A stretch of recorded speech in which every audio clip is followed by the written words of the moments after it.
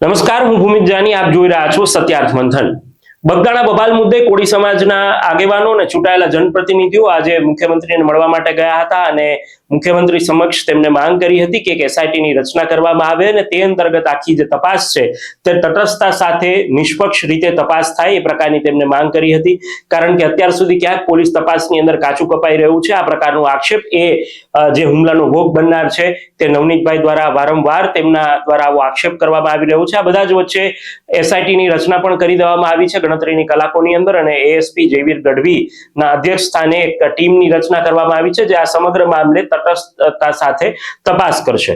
પરંતુ હીરાભાઈ સોલંકી ભારતીય જનતા પાર્ટીના ધારાસભ્ય અને કોળી સમાજના આગેવાન જે આ હુમલા પછી સતત એક્ટિવ જોવા મળી રહ્યા છે, સામાજિક દ્રષ્ટિકોણથી હોય કે પછી રાજકીય દ્રષ્ટિકોણથી હોય, એ બધી જ રીતે એક્ટિવ છે અને સમાજ સાથે ઉભા રહ્યા છે. ત્યારે આ બેઠક બાદ મીડિયા સાથે તેમને વાતચીત કરી અને જ્યારે જયરાજ આહિર મુદ્દે તેમને પ્રશ્ન પૂછવામાં આવ્યો ત્યારે તેમને શું જવાબ આપ્યો છે, સાથે જ આહિર સમાજ અને કોળી સમાજ વચ્ચે વૈમનસ્ય ન ફેલાય, સમાજ આમને સામને ન આવી જાય તે માટે પણ તેમણે એક સૂચક નિવેદન કર્યું છે.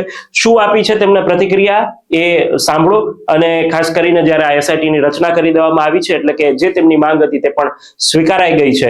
આગામી દિવસોની અંદર હવે તપાસની અંદર શું ખુલાસાઓ થશે તે જોવું રહ્યું. પરંતુ હીરાભાઈ સોલંકીએ શું પ્રતિક્રિયા આપી છે એ સાંભળો.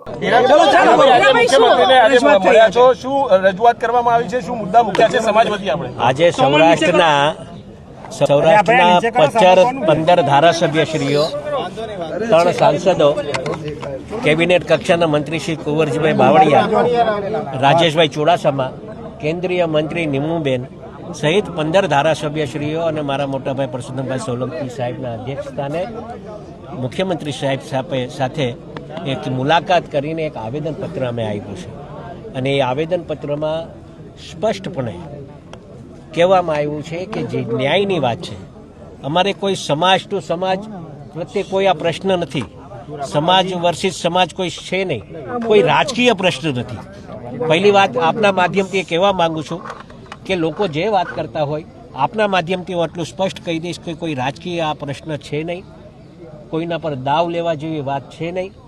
નવનીતભાઈને ન્યાય મળે અને સાચી દિશામાં ક્યાંક એવું લાગે છે નવનીતભાઈને કે ભાઈ આ સાચી દિશામાં તપાસ નથી થઈ રહ્યો અને એના કારણસર આ તપાસ થવી જોઈએ અને આ તપાસ બીજા કોઈને સુપૃત કરે, ડીઆઈજી લેવલે તપાસ થાય, એસઆઈટી બને, એના માટેની એક રજૂઆત થઈ છે અને સંપૂર્ણપણે આ ન્યાય અન્યાયની લડાઈ છે, અસામાજિકોના સામેની આ લડાઈ છે.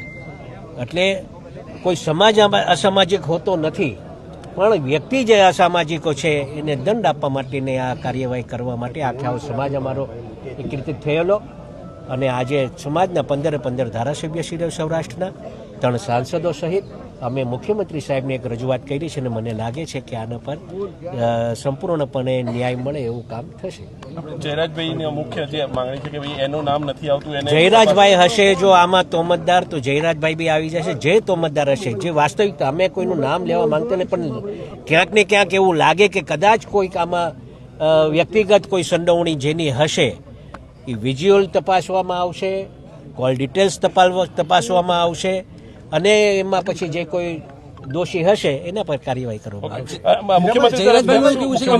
જ્યારે આ વિવાદ થયો ત્યારે પોલીસ તરફથી એવું નિવેદન હતું કે તો બાતમી દારૂની ને એ બધું છે.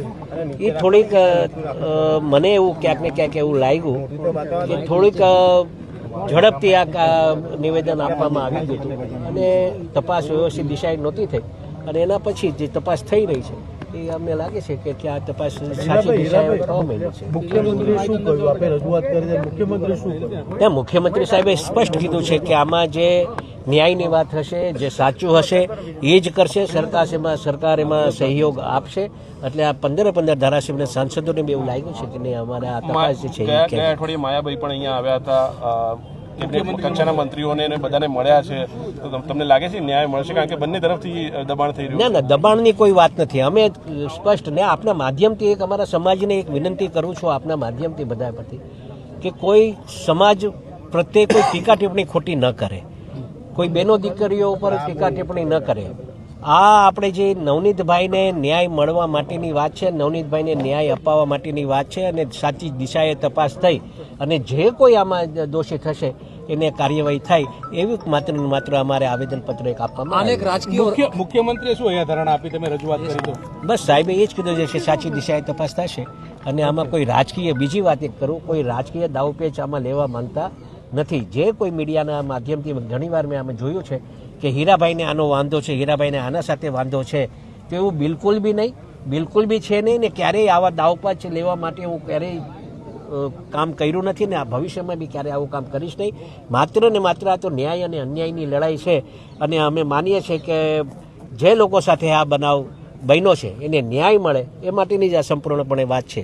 સાંભળ્યું ને, ધારાસભ્ય હીરાભાઈ સોલંકીએ જે જયરાજ આહિર માટે જવાબ આપ્યો છે, સાથે જ સમાજને અપીલ કરી છે અને તેમને સ્પષ્ટતા સાથે એક વાત કહી છે કે આ કોઈ સમાજની વાત નથી, આ સમાજની અંદર રહેલા એવા અમુક અસામાજિક તત્વો કે જેમના દ્વારા આ પ્રકારે હુમલો કરવામાં આવ્યો છે, આ પ્રકારનું કાવતરું કરવામાં આવ્યું છે, તે લોકો માટેની વાત છે અને નવનીતભાઈને ન્યાય મળે એ માટેની વાત છે. આ કોઈ સમાજનો મુદ્દો નથી અથવા તો આહિર સમાજ કે કોળી વર્સિસ કોળી સમાજ આવી પણ કોઈ વાત નથી.